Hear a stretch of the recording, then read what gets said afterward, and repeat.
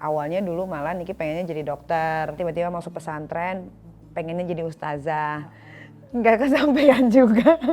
Kalau hidup biasa aja, ya hidup biasa Niki ada di rumah gitu. Ketika Niki sudah menginjakkan kaki keluar dari pagar rumah, berarti Niki udah harus jadi seorang yang beda lagi gitu. Bukan berarti bipolar atau punya dua sisi kepribadian yang berbeda, tapi buat Niki ketika kita jadi ibu di rumah atau seorang anak di rumah, ya jadilah seorang anak atau ibu yang sebenar-benarnya gitu. Orang kan mikirnya ini kita nggak ada otaknya gitu. Tapi aku lebih suka orang menilai aku seperti itu gitu. Kalau ibu tahu kan dulu banyak banget laporan polisi kan ke Trans TV gara-gara aku. Iya kan? Buat aku ternyata setelah aku pelajari di dalam penjara itu seperti apa, ternyata tidak semua manusia di dalam penjara itu salah. Kadang-kadang mereka mengikhlaskan dirinya untuk ya sudahlah supaya cepat selesai aja masalahnya. Aku sengaja emang membrandingkan diri aku tuh mahal gitu. Orang mau nego aja kayaknya aduh gua takut nih gitu. Gua nego berapa ya? Pakaian dia aja udah begini gitu. Kaosnya aja Fendi, masa ketawa? Aduh, kayak disiram molto loh, aku lemas banget ini.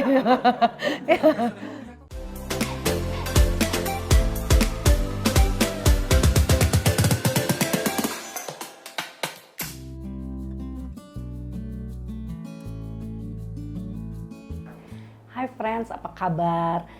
Selamat datang kembali di vlog Ati Nurwahyuni. Saat ini aku lagi berada di rumah Nikita Mirzani yang akrab dipanggil Nyai. Aduh, luar biasa nih aku bisa mampir, bisa masuk ke rumah yang luar biasa viral ya, juga bertemu dengan Nyai yang begitu kontroversial, fenomenal, sukses ya. Dan tentunya mudah-mudahan pembicaraan ini bermanfaat buat semua. Bu, sebelumnya Niki mau ngucapin terima kasih banyak udah mau mampir ke rumah Niki. Awalnya Niki pikir itu bercandaan gitu, masa sih Bu Ati mau main ke rumah gitu. Sampai aku tuh grogi, aku harus nyiapin apa, aku tanya-tanya Bu Ati ini suka makan apa gitu. Ternyata pada nggak ada yang tahu, jadi seadanya mohon maaf ya Ibu. Nggak apa-apa, aku udah seneng kok bisa kesini. Akhirnya bisa ketemu langsung sama Bu Ati loh. Iya, bisa ngobrol ya. Biasanya cuma paling papas-papasan kan kalau di atau studio. dengar-dengar dari beberapa banyak orang gitu. Nih kita kan sekarang udah jadi artis yang luar biasa nih ya. Amin. Udah bukan aja artis tapi juga businesswoman, endorser juga ya. Iya. Nih kita sendiri mulai kapan sih jadi artis? Kalau Niki udah kurang lebih kalau sama sekarang 12 tahun kayaknya. 12 tahun ya? Dan awal mula jadi artis itu ya di Trans TV. Dulu ada acara Jika Aku Menjadi. Dari Kakek-kakek kakek-kakek narsis narsis ya setelah kan? itu. Terus sampai sekarang di Trans Sampai TV sekarang alhamdulillah. ya. Itu emang cita-cita kamu dari kecil atau gimana? Kalau cita-cita nggak kepikiran jadi artis karena di keluarga Niki nggak ada yang terjun ke dunia entertainment. Awalnya dulu malah Niki pengennya jadi dokter, tiba-tiba masuk pesantren, pengennya jadi ustazah. Nggak kesampaian juga karena ternyata belajar ilmu agama itu tidak segampang yang Niki pikirkan. Walaupun Niki sempat mengecam pendidikan di pesantren Gontor Mantingan Ngawi 2 tahun 7 bulan, tapi tetap rasanya terlalu berat gitu. Akhirnya keluar dari situ kuliah, tahu-taunya ya namanya pergaulan lingkungan gitu kan yang akhirnya bikin Niki jadi ya seperti sekarang masuk ke dunia artis gitu. Tapi kamu benar nggak sih dulu pernah jadi ketua OSIS? Iya, dulu ketua OSIS, ketua geng. Jadi dulu waktu zaman-zaman sekolah memang karena Niki itu aktif banget di dunia sekolah, jadi Niki diangkat sebagai ketua OSIS. Terus karena Niki juga yang paling berani di sekolah, jadi Niki diangkat jadi Niki punya geng gitu Bu, gitu. Ada 5 perempuan, jadi gengnya ketuanya tuh Niki juga gitu. Ya dulu namanya masih SMA ya berantem antar geng, selisih paham, berebutan cowok kayak gitu pernah Niki alami gitu. Jadi berantem dari dulu ya? Dari dulu emang suka berantem Bu, cuma kalau dulu kan nggak ada lapor-laporan polisi gitu kan, jadi lebih enak. Paling kalau dulu tuh berantemnya tuh nggak sama satu kelas, jadi kita kan, Niki kan sekolah dulu di Cikokol di Tangerang gitu. Jadi itu memang kawasan sekolahan semua, ada SMA 7, ada Yupentek segala macam, Niki pariwisata, jadi ceweknya biasalah main main apa saing-saingan gitu ya, berantemnya antar sekolah nggak pernah di sekolahan itu sendiri gitu. Ini kan sangat fenomenal, sensasional juga. Apa sih arti fenomenal dan sensasi buat Niki sendiri? arti fenomenal sama sensasi itu kayaknya kalau di dunia showbiz ini perlu ya Bu gitu. Kalau yang datar-datar aja, yang lurus-lurus aja itu kayaknya kurang memacu adrenalin kalau untuk Niki gitu. Karena kalau hidup biasa aja, ya hidup biasa Niki ada di rumah gitu. Ketika Niki sudah menginjakan kaki keluar dari pagar rumah, berarti Niki udah harus jadi seorang yang beda lagi gitu. Bukan berarti bipolar atau punya dua sisi kepribadian yang berbeda, tapi buat Niki ketika kita jadi ibu di rumah atau seorang anak di rumah, ya jadilah seorang anak atau ibu yang sebenar-benarnya gitu.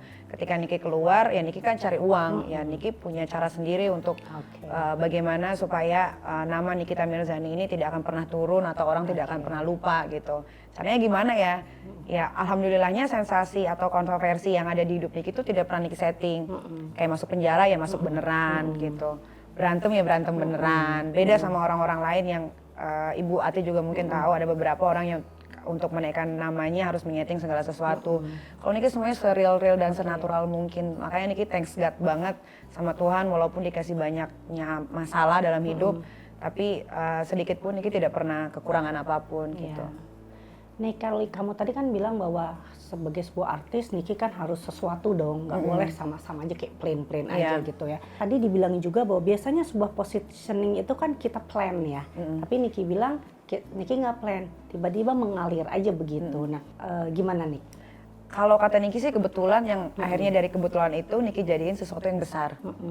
Kayak misalkan tiap tahun pasti kan dari cara berpakaian Niki berbeda, dari segala sesuatu tiap tahun pasti Niki akan bedakan. Tapi pas Niki mau bedain tiba-tiba misalkan kayak wah tahun ini ribut nih, ya udah ribut aja terus. Jadi Niki emang kebetulan lagi ribut, akhirnya udah Niki besarin dan terbentuklah karakter itu sendiri gitu. Berarti itu kamu juga perlu kecerdasan tuh untuk itu. Oh ini kebetulan ada case nih, gimana supaya ini ngangkat aku, tapi kamu kan juga harus pikirin ya nggak nih?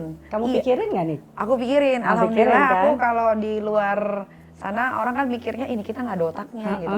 Tapi aku lebih suka orang menilai aku seperti itu gitu. Jadi ketika aku punya masalah orang mikirnya tuh gampang nih untuk ngejatuhin Niki. Tapi kalau aku nggak, kalau aku akan mikirin lagi bagaimana caranya supaya masalah ini tidak akan melebar kemana-mana dan tidak banyak yang dirugikan gitu kan. Nah makanya setiap Niki ada masalah tuh kalau orang mau nyerang Niki akan lihat dulu orang itu nyerangnya kayak gimana. Gitu Niki liatin. Makanya kan kalau ibu tahu kan dulu banyak banget laporan polisi kan ke Trans TV gara-gara aku. Iya kan? Itu ini apa? Iya. Programnya Pagi-pagi ya, sampai akhirnya sampai akhirnya aku diputuskan untuk ya sudah Niki di-stopkan dulu. Tapi aku pun tidak masalah gitu. Maksud aku ya ini adalah risiko pekerjaan. Nah, makanya dari situ musuh-musuh aku tuh aku cek-cekin dulu nih, kira-kira dia mau sikat aku dari mana nih gitu. Aku liatin makanya ya biasanya aku biarin dulu mereka untuk mereka melakukan apapun itu. Nanti ketika aku udah tahu celahnya, oh adanya di sini, oh berarti aku harus begini. Makanya alhamdulillah bukan aku takabur ya Bu, sampai sekarang ya selalunya aku terus yang menang sampai aku bosen gitu. Gitu. Yang terakhir kan ya, yang terakhir kan kita udah pikir waduh gini lolos parah juga kan? ya. Sampai penggerbekan terjadi di Trans TV kan, kamera tele pada waduh udah kayak teroris udah kan Bu. Udah kayak kayak di film-film. Iya, aku tuh sampai deg-degan kan karena pas ke bawah kan sampai Pak Noko bilang, wah kita dikepung katanya. Wah, dikepung. Lewat bawah nggak bisa, ke lewat tengah nggak bisa. Ya udah aku pikir kayak oh ya udahlah aku tuh orangnya gitu Bu, selalunya aku ngikutin prosesnya dulu gitu sampai mana sih nih mereka mau giniin aku. Ketika aku dapat celah baru di situ aku masuk gitu. Makanya alhamdulillah sampai sekarang yang terakhir pun case-nya aku menang lagi gitu. Tapi pada saat pertama nih kamu waktu itu pernah masuk juga kan, gimana tuh keluarga? Kalau keluarga aku sih so far sampai sekarang tuh dia baik-baik aja karena keluarga aku tuh tahu banget kelakuan aku kayak gimana, sifat aku kayak gimana. Kemarin pun yang masuk penjara itu kan bukan satu hal yang memalukan, bukan aku narkoba, aku nggak mencuri uang orang gitu. Ini hanya permasalahan rumah tangga dan berantem gitu. Jadi nggak ada orang keluarga aku tuh bukan keluarga yang suka menjudgmental gitu sih Bu gitu. Jadi support ya.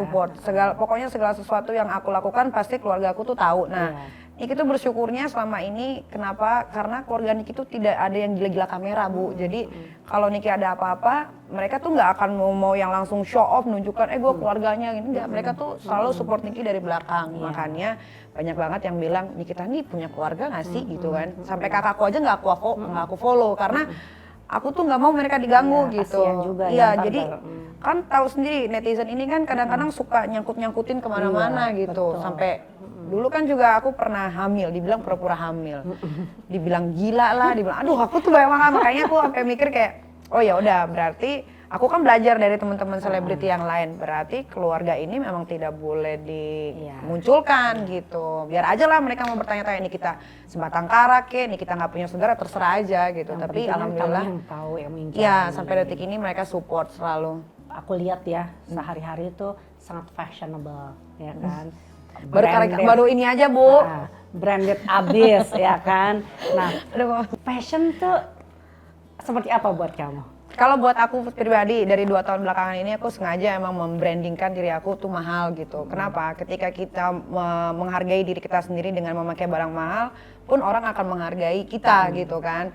Orang mau nego aja kayaknya, aduh gua takut nih gitu. Gua nego berapa ya? Pakaian dia aja udah begini gitu. Kaosnya aja Fendi, masa ketawa? Dandanya Fendi. Ini aku ikutin Bu Ati loh, asal Bu Ati tahu, beneran.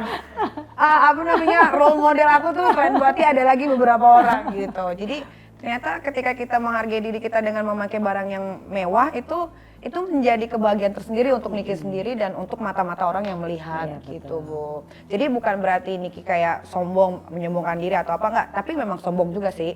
Maksudnya untuk sama beberapa orang-orang yang memang patut Niki sombongin gitu.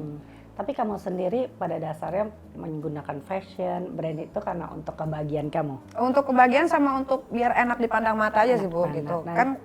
Kan kalau kita masuk TV gitu kan orang kan pasti akan lihat dari ujung kaki sampai kepala kan. Jadi kalau mereka lihat, wah ini kita bagus semua nih gitu. Jadi enak aja gitu. Betul. Jadi lebih juga untuk pekerjaan. Betul, untuk pekerjaan sih. Apa kalau kita ketemu sama orang-orang kayak Bu Ati gitu, kayak siapa kan kalau pakainya enak walaupun simple kan, oh iya berarti dia tahu brand itu dipakainya harus bagaimana segala macam, karena kan orang juga ada yang kaya tapi dia nggak pantas aja gitu kalau pakai barang mewah. Betul.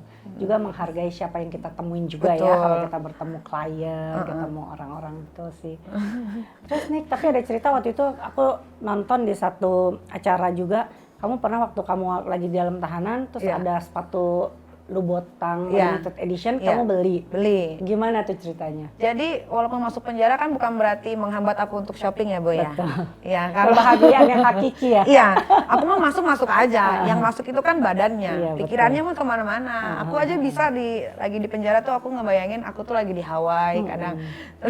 Terus ya aku membahagiakan diri aku aja. Walaupun memang di penjara itu kan aku nggak lama, itu cuma sebulan gitu. Itu juga cuma masalah kecil berantem yang memang aku nggak pernah lakuin. Tapi kenapa akhirnya aku memutuskan ya udahlah penjara aja daripada uangku habis gitu. Itu yang aku pikirin. Jadi apa ya, buat aku ternyata setelah aku pelajari di dalam penjara itu seperti apa, ternyata tidak semua manusia di dalam penjara itu salah. Kadang-kadang mereka mengikhlaskan dirinya untuk ya sudahlah supaya cepat selesai aja masalahnya. Cuman kan kalau di Indonesia ini, Bu, orang tuh suka underestimate ya, ketika orang udah masuk penjara berarti lu salah gitu. Lu penjahat gitu. Iya, berarti penjahat. Sebenarnya enggak sih, Bu. Kayak aku tuh aku sedikit cerita, waktu itu aku di penjara kan aku di Blok A. Di Blok A itu aku sama Angelina Sondak, sama Ibu Ratu Atut gitu kan. Terus aku punya pembantu. Tuh, di penjara aja aku punya pembantu. Jadi kamu di penjaranya ngegeng ya? Ngegeng. Di luar aja jadi ya? Blok A itu, Bu, Blok A itu kayak ini, Bu. Kayak townhouse. Townhouse. Ada taman, kayak surga gitu, ada pohon, udara masuk gitu kan. Kalau yang di belakang-belakang itu kan kayak gudang tapi disekat-sekat pakai jeruji besi gitu. Jadi aku tanya sama. Jadi kamu nggak pakai di situ di Blok A nggak ada jeruji besi? Ada, tapi kita ruang terbuka gitu. Jadi nggak ngap, Bu gitu. Ya itu memang khusus buat tahanan-tahanan yang masalahnya tidak terlalu rumit gitu. Nah jadi kenapa aku bisa ngomong begini? Karena kan aku yang ada di sana. Terus aku tanya sama beberapa orang yang di sana, kadang-kadang mereka malah bilangnya ya gimana Kak, daripada nanti kita nggak masuk ujung-ujungnya gimana-gimana, jadi masuk aja. Makanya aku bisa bilang ternyata semua yang di dalam penjara itu bukan orang-orang yang salah. Kenapa aku bisa belanja Louis Vuitton? Ya memang saat itu limited edition sih Bu, aku takut keambil orang lain. Maksud aku supaya nanti, kan kalau udah keluar dari penjara kan bintang tamu nih gitu. Jadi aku bisa pakai. Balik lagi tapi kan modalnya gitu. Itu bukannya kamu pakai pas keluar nggak? Pas jadi bintang tamu di Pas Trans TV bintang juga tamu. itu. Iya. Jadi tetap ya persiapannya luar Iya. biasa. Ya Allah. Sekarang kan kita nih tagline-nya wanita huru-hara, ya enggak? Kayak tadi kan fenomena, sensasi. Kalau menurut Nikita gimana tuh? Itu kan huru-hara itu diberikan dari netizen gitu kan, karena tukang cari ribut, selalu ada masalah. Buat Niki sah-sah aja ya Bu, karena selama kita masih hidup, selama kita masih dikasih nafas sama Tuhan, masalah itu akan selalu ada. Itu Niki percaya. Walaupun misalkan tahun ini udah nggak ada masalah, ntar tahun depan ada lagi, ya itu namanya hidup. Tapi Niki nggak merasa dirugikan juga sih dengan tagline seperti itu, karena buat Niki kehuru-haraan itu bisa membuat Niki membangun rumah, menyekolahkan anak Niki di tempat yang bagus, membeli barang-barang untuk anak-anak Niki yang baik gitu. Terus karyawan dan orang-orang yang ikut sama Niki tidak kekurangan apapun, nggak ada masalah sih buat Niki. Ya. Tapi aku juga lihat di sosial media juga begitu nih kita komen, wah nih Langsung Nyai rame. masuk nih, baru nih seru nih, soalnya Nyai nih nggak pernah bohong kalau ngomong, selalu apa adanya. Kan banyak juga ya Ya komentar ada kayak beberapa. gitu.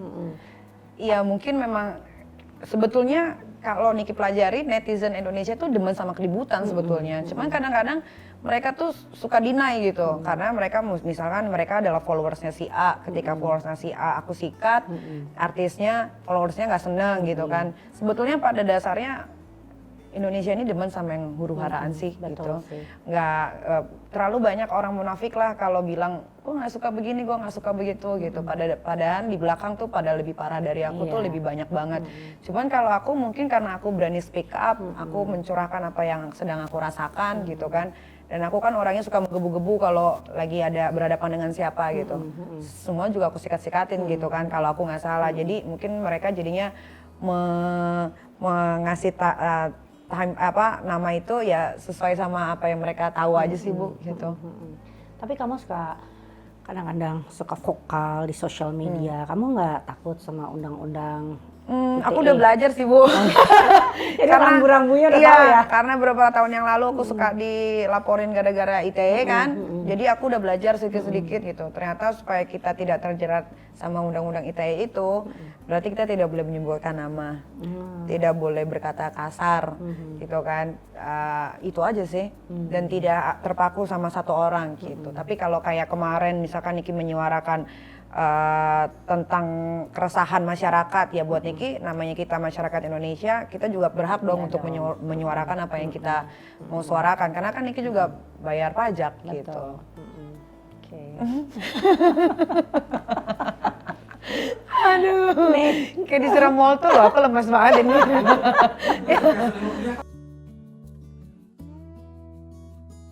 Nah, kamu kan uangnya nggak ada serinya tuh nih. Itu dapetnya dari mana? Dari sih? tuyul Bu. Benar kamu anti konten giveaway? Iya. Duh, temo.